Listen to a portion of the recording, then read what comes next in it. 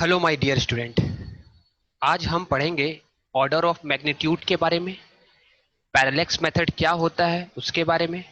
Parallax method से related numericals NCERT के कुछ करेंगे। ठीक है। फिर डिग्री को मिनट में, मिनट को डिग्री में कैसे कन्वर्ट करते हैं, सेकंड को कैसे रेडियन में कन्वर्ट करते हैं, ये सारे क्वेश्चंस को हम इस वीडियो में करेंगे। तो सबसे पहला टॉपिक लिखो, order of magnitude. Write down, order of magnitude. क्या होता है स्टूडेंट ऑर्डर ऑफ मैग्नीट्यूड? ठीक है। जैसे किसी भी फिजिकल क्वांटिटी को आप मेजर करते हो, ठीक है, तो कुछ वैल्यू आएगा। जैसे फोर्स को आप मेजर कर रहे हो, ठीक है, मान लो आपने फोर्स को मेजर किया और कितना आया, वैल्यू आया 75300 न्यूटन। ठीक है। तो इसका ऑर्डर ऑफ मैग्नीट्यूड कितना है? तो ऑर्डर ऑफ मैग्नीट्यूड का जनरल फॉर्मूला क्या होता है? n is equal to n into 10⁻x। ठीक है। कैसे बनाते हैं order of magnitude? Write down, n is equal to n into 10⁻x if n 0.5 से ये बड़ा होगा। ठीक है, n की वैल्यू 0.5 से बड़ी होगी। यहाँ इक्वल टू साइन नहीं होगा स्टूडेंट, आप लिखते जाओ। 0.5 से n की वैल्यू बड़ी होनी चाहिए। अभी मैं आपको बहुत सारे एग्जांपल बताऊंगा तो ये सारा क्लियर हो जाएगा। अगर ऐसा कंडीशन है, लाई करता है, तो ये जो x है ना, x क्या कहलाएगा? x is the order of magnitude. x is the order of magnitude. और अच्छे से समझते हैं इसको, ये क्या है ऑर्डर ऑफ मैग्नीट्यूड। तो हम इसे कैसे लिख सकते हैं बताओ? हम इसे लिख सकते हैं f इज इक्वल टू, देखो हम क्या करेंगे, इसे डिवाइड कर देंगे कितने से? 75300 है ना। कितने से डिवाइड करेंगे इसको? कितने हैं? 1 2 3 4 5 6 डिजिट है। ठीक है, तो इसको हम 6 जीरो से डिवाइड कर देंगे। 3 3 6। ठीक है स्टूडेंट। अब यहाँ पर 6 डिजिट से डिवाइड किया तो 6 डिजिट मल्टीप्लाई करना होगा, मीन्स 10⁻6 मल्टीप्लाई करना पड़ेगा, है कि नहीं? क्यों किए? सवाल ये है क्यों किए। अगर जब हम इसे ऐसा करते हैं तो हमें क्या मिलेगा बताओ? ये 3 जीरो कट गया। ठीक है, ये 3 जीरो कट जाएगा और ये वैल्यू क्या आएगी? इसकी वैल्यू आएगी 0.5753 इंटू 10⁻6। स्टूडेंट आप इससे आप कंपेयर करो, इस टर्म से इसको कंपेयर करो, तो आपको क्या मिल रहा है? देखो n की वैल्यू कहाँ लाई कर रही है? 0.5 से बड़ी होनी चाहिए। जैसे स्केल लाइन अगर है, ये 0 है, यहाँ क्या होगा? 5 होगा, और यहाँ क्या होगा? 0.5 होगा। तो 0.5 है, ठीक है। इधर क्या आएगा? इसके और इसके बीच, इस साइड क्या आएगा? 0.6, सॉरी 0.5 से लेकर n की वैल्यू बड़ी होनी चाहिए और 5 से बराबर या 5 से छोटी होनी चाहिए। तो हमने यहाँ पर 0.75 लिखा है। ये है कि हमने इसे 10⁻6 से डिवाइड क्यों किया? क्योंकि हमें ये वैल्यू मिला 0.753। तो ये 0.753 किसके बीच में लाई करता है? ये 0.500 से 5.00 के बीच में लाई करेगा, क्योंकि 501 502 503 504 ऐसे करके आएगा। तो 0.753 इसके बीच में लाई करेगा। तो हमने ऐसा n की वैल्यू को बनाना है, ऐसे लिखना है वैल्यू को, सुन लो ध्यान से, ऐसे लिखना है कि वो इसके बीच में लाई करे। बहुत सारे एग्जांपल कराएंगे, आप यहां तक नोट कर लो पहले। अगर ऐसा हम लिख सकते हैं तो हम क्या कहेंगे स्टूडेंट? ये जो आपको 6 दिख रहा है ना, ये 6 ही क्या होगा? इसका ऑर्डर ऑफ मैग्नीट्यूड। तो यहां पर ऑर्डर ऑफ मैग्नीट्यूड कितना हो गया? ऑर्डर ऑफ मैग्नीट्यूड हो गया 6। स्टूडेंट आप इसको नोट कर लो। यहाँ पर देखो एक छोटा सा, ये मैंने यहाँ गलती से लिख दिया है, यहाँ पर 0 होगा। ठीक है, 0 के बाद 0.5 आता है ना, मैं भी यहाँ पर होगा 0.5 और 5 यहाँ होगा, तो इसके बीच में ही तो लाइक करेगा कहीं पर। कौन? 0.753 इसके बीच में लाइक करेगा। ठीक है स्टूडेंट, तो इस तरह से हम बनाते हैं क्वेश्चन। और एक क्वेश्चन देखते हैं, यहाँ तक आप नोट कर लिए होंगे तो मैं क्लियर कर रहा हूँ इसे। चलो, अगर मान लो ऐसी वैल्यू है f इज इक्वल टू 558, ठीक है, ऐसा न्यूटन में, इसकी ऑर्डर ऑफ मैग्नीट्यूड कैसे निकालेंगे? ठीक है, तो मैंने क्या बताया था तरीका? देखो आप, इससे पहले मैंने तरीका क्या बताया था? वो वैल्यू आपको याद रखनी है। कौन सी वैल्यू? ये वाली 0.5 से लेकर के 5 तक। ठीक है, तो मैं इसको फिर से लिख दे रहा हूँ। इसकी मैग्नीट्यूड क्या थी, 0.5 से लेकर के एन की वैल्यू जो होगी 0.5 से लेकर के ये 5 से कम होगी, यहां तक ऐसे लाई करेगी। ठीक है स्टूडेंट, अगर क्वेश्चन था f इज इक्वल टू 5, 5, 8, इसकी ऑर्डर ऑफ मैग्नीट्यूड कितनी होगी ये हमें निकालनी है। तो हम क्या करेंगे, देखो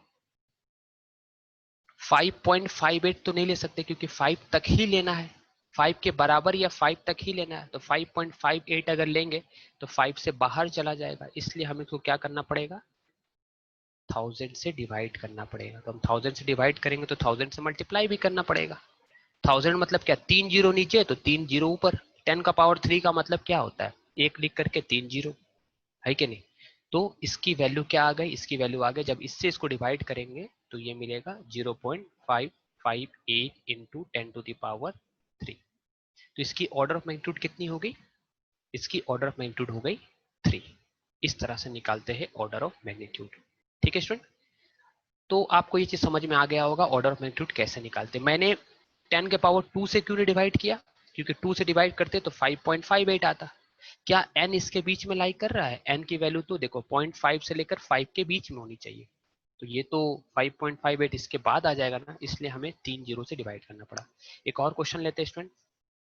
मान लो अगर हमारे पास 0.99 न्यूटन है फोर्स, कोई भी फिजिकल क्वांटिटी हो सकता है, प्रेशर हो सकता है, कोई भी फिजिकल क्वांटिटी की ऑर्डर ऑफ मैग्नीट्यूड आप निकाल सकते हो। तो इसको कैसे लिखेंगे, तो हमारा जो वैल्यू क्या था 0.5 से लेकर n की वैल्यू कितनी होती थी, 5 के बीच में होती थी। तो 5.5 से बड़ी होनी चाहिए। तो 0.5 इसके बाद क्या आएगा 0.500, इसके बाद बीच में क्या आएगा 0.99 भी आएगा, फिर क्या आएगा 5.00 आएगा। तो इसके बीच में लाइक कर रहा है, तो इसमें हम कुछ नहीं लिखेंगे, इसको हम ऐसे लिख देंगे directly 10 to the power anything to the power 0 is 1। तो इसका ऑर्डर ऑफ मैग्नीट्यूड कितना है, क्योंकि हम यहाँ पर ऐसा तो लिख सकते थे ना इंटू 1, और 1 का मतलब क्या होता है 10 टू द पावर 0। तो इसकी ऑर्डर ऑफ मैग्नीट्यूड कितनी हो गई, ऑर्डर ऑफ मैग्नीट्यूड हो गई इसकी 0। अगर मान लो क्वेश्चन है 0.05, इसका ऑर्डर ऑफ मैग्नीट्यूड कितना होगा। ठीक है, तो इसका ऑर्डर ऑफ मैग्नीट्यूड करने के लिए क्या करेंगे हम स्टूडेंट, अगर फोर्स ऐसा न्यूटन है, आप इसको नोट करते जाओ, सारे अच्छे अच्छे क्वेश्चन मैं आपको करा रहा हूँ। ठीक है, अगर ऐसा प्रेशर भी हो सकता है, कोई भी चीज हो सकता है, कोई भी फिजिकल क्वांटिटी हो सकती है, जरूरी नहीं है फोर्स, में तो एक एग्जांपल ले रहा हूँ। तो देखो चलेगा इक्वल टू 5 है ना, 5 तक चलेगा। तो हम क्या करेंगे, इसको 0.05 को 100 से मल्टीप्लाई कर देंगे, और यहाँ पर भी 100 से मल्टीप्लाई कर देंगे ऊपर नीचे। तो ये क्या हो जाएगा 5/100। ऐसा इसको कर, क्योंकि ये पॉइंट है ना, 2 जीरो इधर आ जाएगा तो ये 5 हो जाएगा, 5/100। इसको क्या लिख सकते हैं 5 इंटू 10 टू द पावर +2 है, नीचे ऊपर जाएगा तो हो जाता है -2। तो इसकी ऑर्डर ऑफ मैग्नीट्यूड कितनी हो गई स्टूडेंट, इसकी ऑर्डर ऑफ मैग्नीट्यूड हो गई है, देखो ये -2 है। This is the order of magnitude, कितनी है, इसकी ऑर्डर ऑफ मैग्नीट्यूड कितनी होगी, -2 होगी ऑर्डर ऑफ मैग्नीट्यूड। ठीक है स्टूडेंट, चलो अब करते हैं हम नया, नेक्स्ट टॉपिक है हमारा, यहाँ तक आप नोट कर लिए होगे तो मैं डिलीट कर रहा हूँ इसे। चलो नेक्स्ट टॉपिक है हमारा, write down measurement of length, measurement of length, write down measurement of length by direct method, by direct method.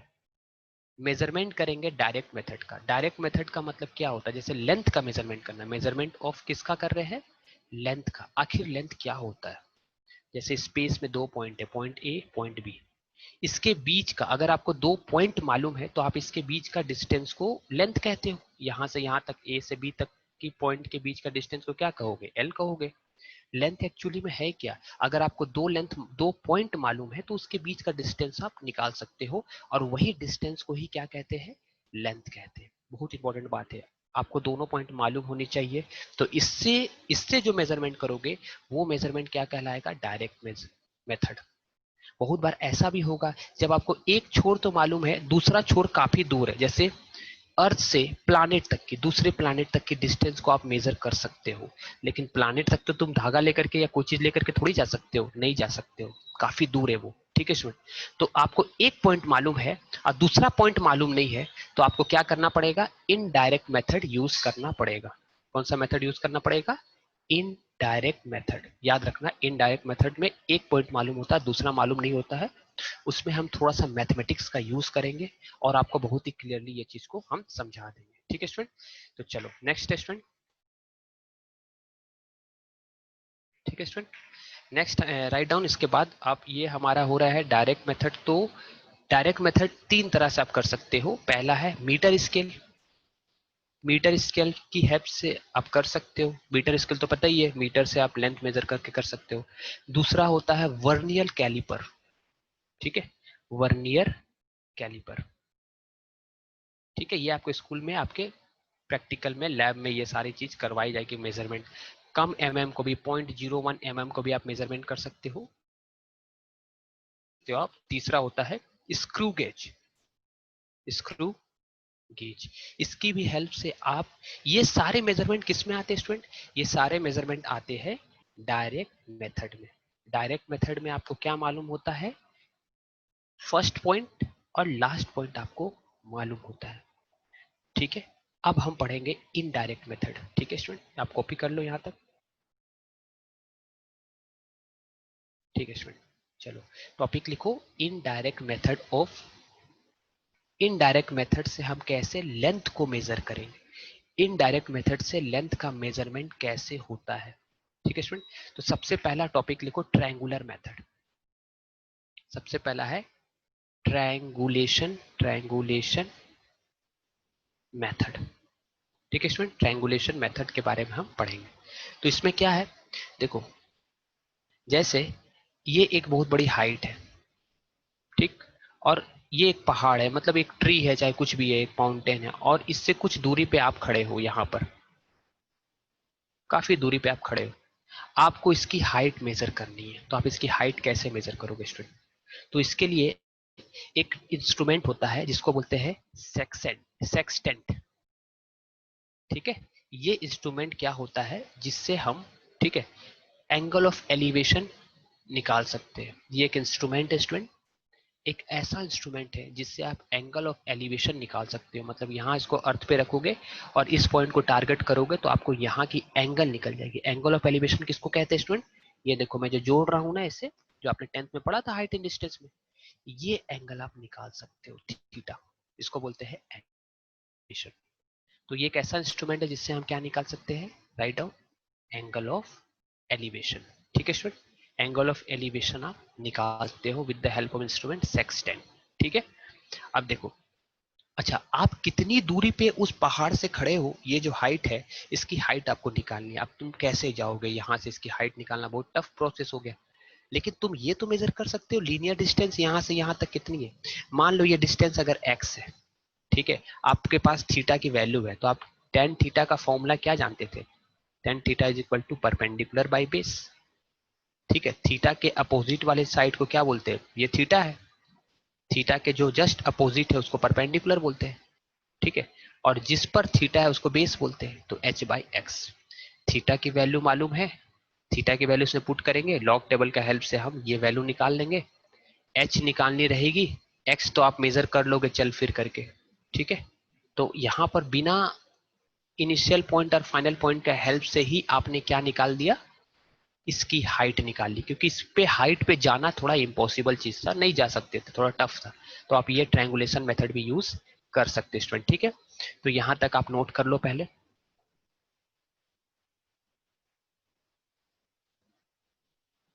ठीक मेथड होता है, मैं क्लियर कर रहा हूं इसे। नेक्स्ट है सेकंड टाइप का मेथड। क्या है देखो, मान लो एक काफी बड़ा पहाड़ है, ठीक है, एक काफी बड़ा पहाड़ है, माउंटेन है, कुछ भी चीज समझो, बहुत हाइट की एक ऑब्जेक्ट है जिसको तुम मेजर नहीं कर सकते हो। इस पॉइंट का नाम ए है और इस पॉइंट का नाम बी है, और तुम कहाँ खड़े हो? ठीक है, तुम, सॉरी एक मिनट थोड़ा सा, तुम यहां पर खड़े हो, ठीक है, सी पॉइंट पे, और तुम इसको देख रहे हो, और तुम्हारी इच्छा है कि तुमको ए बी निकालनी है। ए बी का नाम मैं दे रहा हूं एच। तुमको ए बी निकालनी है कि ए बी की हाइट कितनी होगी। तो हम इनडायरेक्ट मेथड का यूज कैसे करेंगे? ठीक है स्टूडेंट, अच्छा तुम इससे कितनी दूर पे खड़े हो? ये भी काफी दूर है। बीसी भी क्या है? बहुत ज्यादा लेंथ है ना, बहुत फार है, मतलब यहां से लेकर के यहां तक की दूरी जो है बहुत दूर है। तो हम इसको क्या मान लेंगे स्टूडेंट? एक्स मान लेंगे। कौन जाएगा इतनी दूर? जाओ, उतना मेहनत कौन करेगा? तो हम उल्टा चलेंगे। अच्छा अब पहले तो हम, मेरे पास वो एक इंस्ट्रूमेंट है जिसका नाम क्या बताया था? सेक्सटेंट। उससे हम यहाँ की एंगल ऑफ यहाँ से इसके एंगल ऑफ एलिवेशन मेजर कर लिए, ठीक है। वो एक इंस्ट्रूमेंट होता है ना, वो अवेलेबल है। तो यहाँ से आपको θ1 मिल जाएगा, ठीक है। अब हम क्या करेंगे, यहाँ से हम इधर जाने के बजाय, इस साइड जाने के बजाय हम इस साइड मूव करेंगे, ठीक है। क्यों? क्योंकि हम इधर काफी दूर है, कौन जाएगा इतना दूर, नहीं जाऊंगा मैं, ठीक है, तुम चले जाना। तो हम क्या करेंगे, इस साइड जाएंगे ऐसे सीधा, थोड़ा दूर गए 1-2 किलोमीटर, और यहाँ क्या लिख देंगे, ये डिस्टेंस तो मेरे को मालूम रहेगा मैं कितना दूर जा रहा हूँ। इतना तो तुमको, अब मेजरमेंट कर रहे हो तो कुछ ना कुछ तो तुमको मालूम होनी चाहिए ना, कुछ तो तुम्हारे पास होगा ही। तो तुमको ये डी तक तुमने मेजर कर लिया। फिर यहाँ पर वही इंस्ट्रूमेंट लगाएंगे और यहाँ से क्या करेंगे, इस तरह से एंगल ऑफ एलिवेशन मेजर करेंगे। इस एंगल का नाम मैं लिख रहा हूँ θ2। तो यहाँ पर 2 राइट एंगल ट्रायंगल दिख रहा है आपको, ये तो परपेंडिकुलर है, ठीक है स्टूडेंट। तो आप यहाँ तक लिख लिए, तो मैं इसको थोड़ा इधर क्लीन कर रहा हूँ, ठीक है स्टूडेंट। देखो यहाँ पर मैं कर रहा हूँ। अब मैं क्या करूंगा, ध्यान से देखना, इंपॉर्टेंट है। अब मैं एक राइट एंगल ट्रायंगल ले रहा हूँ ए बी सी।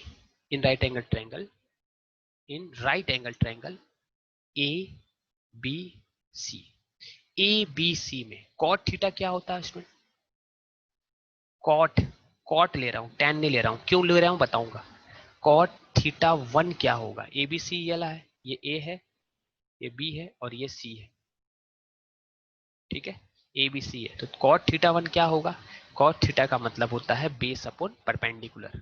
तो बेस क्या है यहाँ से यहाँ तक, एक्स, और परपेंडिकुलर क्या है, थीटा के अपोजिट वाला परपेंडिकुलर होता है, तो ये एक्स होगा, ठीक है। कॉस थीटा क्यों लिया बताऊंगा अभी आपको, देखना, ठीक है। क्योंकि ये क्या है, बेस अपॉन परपेंडिकुलर अपन निकाल लिया, टेन भी ले सकते थे कोई दिक्कत नहीं, कॉट मैंने लिया। उसी तरह दूसरा ट्रायंगल लेंगे student, in right triangle A A B D, in right angle A B D, ठीक है। In right angle triangle A B D, cot theta क्या होगा, कॉट θ2 इज इक्वल टू, उसमें भी कॉट θ2 लेंगे। तो बेस क्या हो गया स्टूडेंट, देखो बेस हो जाएगा d प्लस एक्स, क्योंकि यहाँ से यहाँ तक की बेस कितनी है, यहाँ से यहाँ तक d है और यहाँ से यहाँ तक x है, तो टोटल कितनी हो गई d प्लस एक्स। तो बेस हो गया d plus x upon height तो वही की वही है, ठीक है। अब हम क्या करेंगे स्टूडेंट, देखो ये मैथमेटिक्स कर रहे हैं, मैथमेटिक्स का अप्लाई कर रहे हैं, ठीक है। हम क्या करेंगे, कॉट थीटा, ठीक है, ये प्रोसेस करेंगे तो हम तुरंत इजीली निकाल देंगे। कॉट θ2 से माइनस कर देंगे कॉट θ1। जब इससे इसको माइनस करेंगे तो क्या आएगा, देखो यहाँ क्या लिखेंगे, d plus x upon H minus x upon H, mathematics student, ठीक है। तो ये हमें क्या मिला, यहाँ h मिलेगा, अच्छा d है प्लस एक्स माइनस एक्स, क्या होगा, plus x minus x cut जाएगा, हमें d मिलेगा, और ये वैल्यू क्या हो गई, कॉट, ठीक है, ये मिल गई कॉट θ2 माइनस कॉट θ1। हमें तो h निकालना था, तो हम क्या करेंगे स्टूडेंट, h को इधर ले जाएंगे और कॉट θ2 माइनस इसको इस साइड नीचे ले आएंगे, तो h क्या होगा, d by cot θ2 minus cot θ1। ये हमारा स्टूडेंट हाइट निकल गया। अगर काफी दूर पे खड़े हैं, मतलब तुम इस साइड जाना बहुत इम्पॉसिबल सी बात थी, तो तुम इस साइड भी तो जा सकते हो, तुम्हारे पास जितनी डी है, जितनी लेंथ की तुम्हारे पास मेजरेबल चीज है, मेजर कर सकते हो।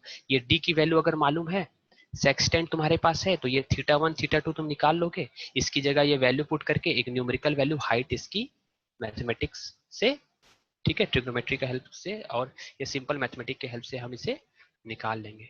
तो ये भी एक मेथड हो गया, ठीक है, क्योंकि थीटा को इजीली मेजर किया जा सकता है उस इंस्ट्रूमेंट से, है ना, क्या नाम था उसका, ठीक है स्टूडेंट। चलो यहाँ तक कॉपी कर लो आप।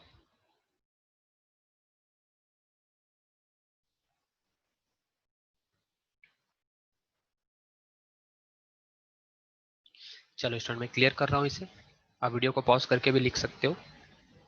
चलो नेक्स्ट आता है parallax, write down topic parallax, okay.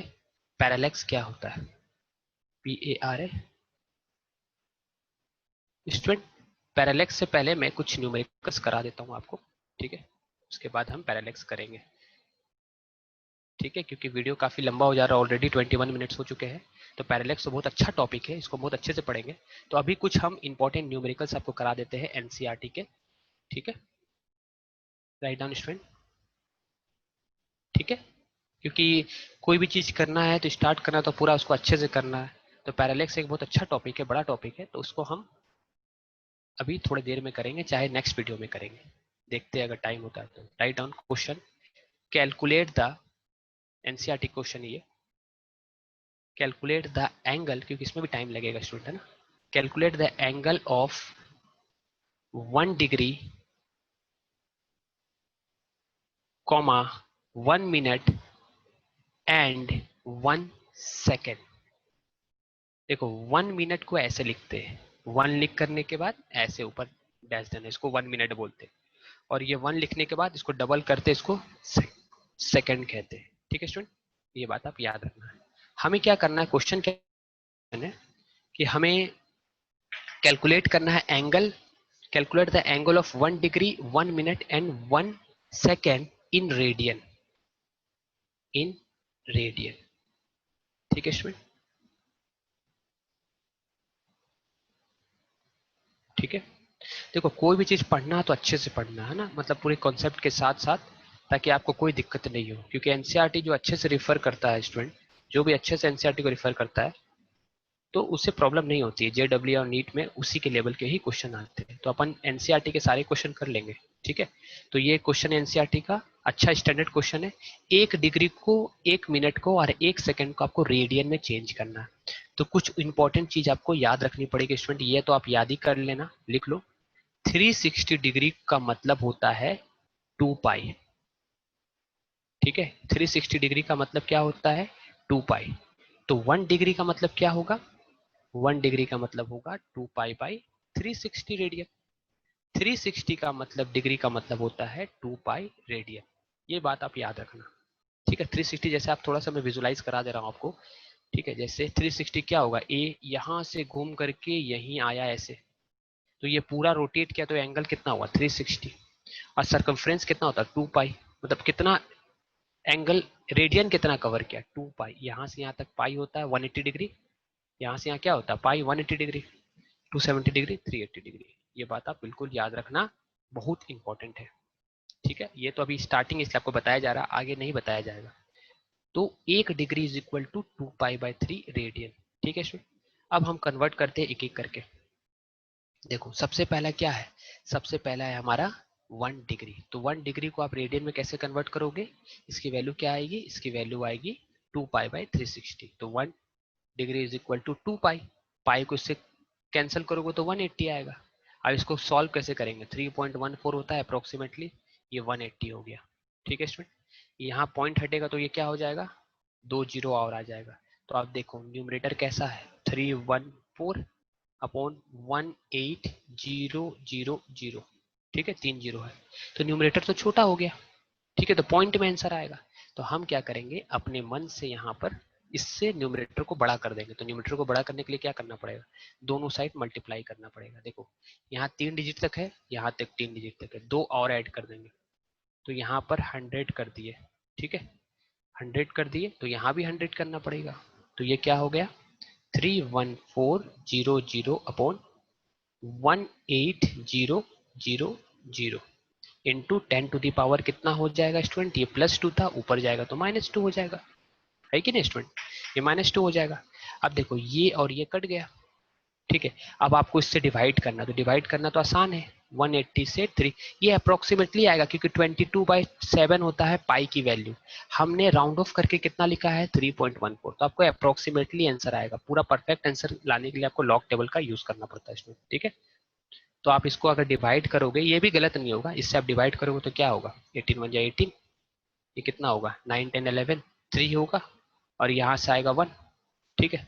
अब यहाँ क्या लगाएंगे, पॉइंट, ठीक है।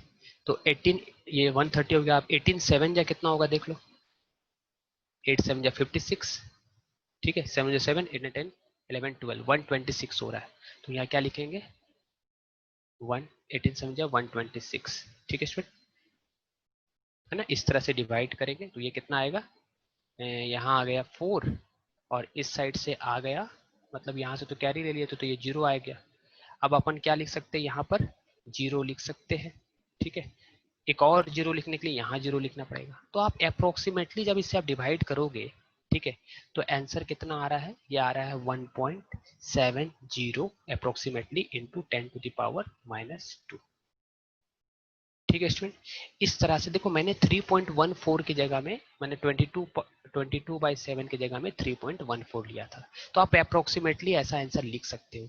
ऐसा लिखने का कारण क्या है स्टूडेंट, आपको बताए थे ऑर्डर ऑफ साइंटिफिक नोटेशन में कैसे लिखते हैं, ऑर्डर ऑफ मैग्नीट्यूड के फॉर्म में रहनी चाहिए। ठीक है, ऑर्डर ऑफ मैग्नीट्यूड के फॉर्म में रहनी चाहिए। तो आप देखो यहाँ पर ये पावर कितना हो गया 10⁻², तो इसका ऑर्डर कितना है -2, क्योंकि n की वैल्यू कहाँ से कहाँ लाइक कर रही थी बताओ, 0.5 से लेकर के बड़ी होनी चाहिए और 5 से छोटी होनी चाहिए। तो 1.7 तो इसी के बीच में लाइक कर रहा है कि नहीं, इसी के बीच में लाइक करेगा कहीं पर बीच में। तो ये हमारा साइंटिफिक नोटेशन भी हो गया। इसका मतलब ये क्या हो गया स्टूडेंट, इतना रेडियन हो गया 1.70 इंटू 10⁻²।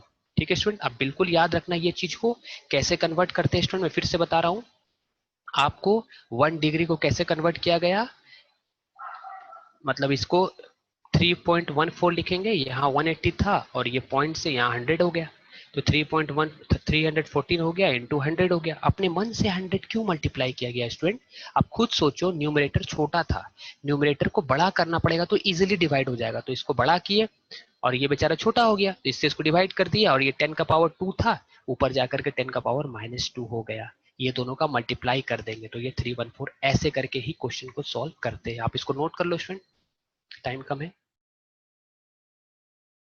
ठीक है स्टूडेंट, नेक्स्ट है 1 डिग्री को 60 मिनट में कैसे कन्वर्ट करेंगे। चलो नेक्स्ट था हमारा, ये आप लिख लिए होंगे मैं उम्मीद करता हूँ। देखो 1 डिग्री इज इक्वल टू कितना कितना रेडियन हो गया, 1.70 इंटू 10⁻⁻² अप्रोक्सीमेटली, है ना, अप्रोक्सीमेटली लिखना मत भूलना। चलो नेक्स्ट है, हमको कन्वर्ट करना है 1 मिनट को किसमें, रेडियन में। ठीक है, तो हम क्या जानते हैं स्टूडेंट, देखो 1 डिग्री का मतलब होता है 60 मिनट, तो हम क्या लिख सकते हैं 60 minute is equal to 1 degree. तो 1 मिनट इज इक्वल टू कितना हो जाएगा 1/60 डिग्री। ठीक है, और 1 डिग्री, अब इसको कन्वर्ट करने के लिए क्या होगा, डिग्री को रेडियन में कन्वर्ट करने के लिए क्या करते हैं, π/180 से मल्टीप्लाई करते हैं। ठीक है, तो हम इसको क्या मल्टीप्लाई कर देंगे 2π, क्योंकि ये पूरा क्या है, डिग्री है, एक तरह से देखा जाए तो ये भी 1 डिग्री डिग्री, तो ये डिग्री है, इसको आप 2π/360 से मल्टीप्लाई कर दो, यानी π/180 से मल्टीप्लाई कर दो, तो ये क्या बन जाता है, रेडियन। अब इसको सॉल्व कैसे करेंगे, सिंपल है। ठीक है, यहाँ पर कितना हो जाएगा, ये हो गया 180। ठीक है, तो ये हो जाएगा 3.14 अप्रोक्सीमेटली 1.3 ऐसा होता है कुछ, और यहाँ कितना होगा 60 इंटू 180। आप इसको वैसे ही करना जैसे मैंने अभी बताया था, जो प्रोसेस बताया था, न्यूमरेटर को बड़ा करना, फिर उसे डिवाइड करना, और बड़ा करने के लिए क्या करना पड़ता है, ऊपर मल्टीप्लाई करना पड़ता है, नीचे मल्टीप्लाई करना पड़ता है, फिर उसे ऊपर ले जाएंगे तो ये क्या हो जाएगा 10⁻⁻² हो जाती है, और इससे मल्टीप्लाई करके हम बना सकते हैं। ठीक है स्टूडेंट, ये आप इतना तो कर ही सकते हो, वो नहीं तो वो फिर से देख लेना, तुमको समझ में आ जाएगा मैंने क्या बोला है। तो जब हम इसे ऐसे सॉल्व करेंगे स्टूडेंट, तो हमें इसकी वैल्यू क्या मिलेगी, मैं डायरेक्ट इसके आंसर लिख दे रहा हूँ, आप क्रॉस चेक कर लेना। ठीक है, अप्रोक्सीमेटली आएगा। ठीक है, परफेक्ट तो नहीं आएगा क्योंकि कैलकुलेटेड है, कैलकुलेटर की हेल्प से अगर बनाएंगे तो ये कितना आने वाला है, ठीक है, π/60 इंटू 180 अगर आप करोगे तो ये अप्रोक्सीमेटली आएगा 2.91 इंटू 10⁻⁻4 रेडियन। ठीक है स्टूडेंट, इतना रेडियन हो गया, नोट कर लो जल्दी से। चलो लास्ट क्या था स्टूडेंट, लास्ट हमको कन्वर्ट करना था कि 1 second is equal to how much radian, ये एनसीईआरटी क्वेश्चन है, कितना रेडियन होगा कन्वर्ट करना। तो देखो 60, 1 minute is equal to what, 1 minute is equal to 60 second, second को ऐसे लिखते हैं डबल लाइन, ये 1 मिनट है। ठीक है, तो 60 मिनट क्या हो जाएगा student, 60 minute is equal to 60 second is equal to 1 minute, तो 1 सेकेंड क्या हो जाएगा, यहाँ 1 सेकेंड इज इक्वल टू 1/60 का मिनट। ठीक है, अब मिनट को कैसे चेंज करेंगे, 1 minute is equal to what, 1/60 करेंगे यहाँ पर। ठीक है, फिर क्या करेंगे स्टूडेंट, है ना, अब ये मिनट में आ गया, फिर तुमको बताए थे कि मिनट को चेंज करने के लिए क्या करना पड़ेगा, इसको 1 minute is equal to 60 second, है ना, ये ऐसा कन्वर्ट कर लेंगे हम।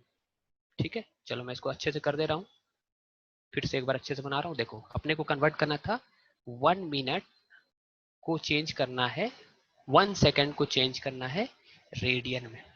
ठीक है, तो इसका आप मैं डायरेक्टली तुमको कन्वर्सन फैक्टर बता रहा हूँ। ठीक है, ये क्या है स्टूडेंट, इसको पढ़ते हैं 1 सेकेंड। ये तो आप याद ही कर लो, 1 सेकेंड इज इक्वल टू कितना होता है, रट लो, बहुत कम आएगा, 4.85 इंटू 10⁻⁻6 रेडियन। मैं इसको प्रूफ अभी कर दूंगा, ठीक है। ये आप बिल्कुल याद रखना कि 1 second is equal to how much, 1 second is equal to 4.85 into 10⁻⁻6 second. ये मैं आपको होमवर्क दे रहा हूँ स्टूडेंट, आपको खुद से बनाना है और कमेंट करके बताना है। इस वीडियो के डिस्क्रिप्शन में आपको ऐप मिलेगा जहां आपको सिस्टमेटिक नोट्स भी प्रोवाइड करा दी जाएंगी। अच्छा, आपसे नहीं बनेगा तो ये नेक्स्ट वीडियो में आपको फर्दर प्रोसीड कर दूंगा, क्योंकि ऑलरेडी टाइम हो चुका है स्टूडेंट। हमारा एम रहता है 30 मिनट्स का, लेकिन 32 मिनट्स 33 मिनट्स हो चुका है। आपको और भी अगर अच्छी सी वीडियो चाहिए तो इस वीडियो के डिस्क्रिप्शन में आपको ऐप मिलेगा, उस ऐप को आपको डाउनलोड करना है और उस पर आपको प्रॉपर नोट्स मिल जाएंगे, है ना, हैंड रिटन नोट्स भी रहेंगे, एमसीक्यू क्वेश्चन भी रहेंगे, ठीक है स्टूडेंट। तो आप अगर वीडियो अच्छा लगे तो लाइक और शेयर जरूर करना है, ठीक है। मैं एक बार ट्रिक लिख दे रहा हूँ शॉर्टकट, ताकि आप खुद से बना लेना। 1, ठीक है, 1 मिनट इज इक्वल टू क्या होता है, 1 minute is equal to 60 second होता है, यानी 60 डबल बार होता है, ठीक है। और 1 डिग्री इज इक्वल टू क्या होता है, 1 degree is equal to 60 minute, ठीक है स्टूडेंट। मैंने आपको स्टार्टिंग में बताया था ये सारा रिलेशन, ठीक है। Thank you.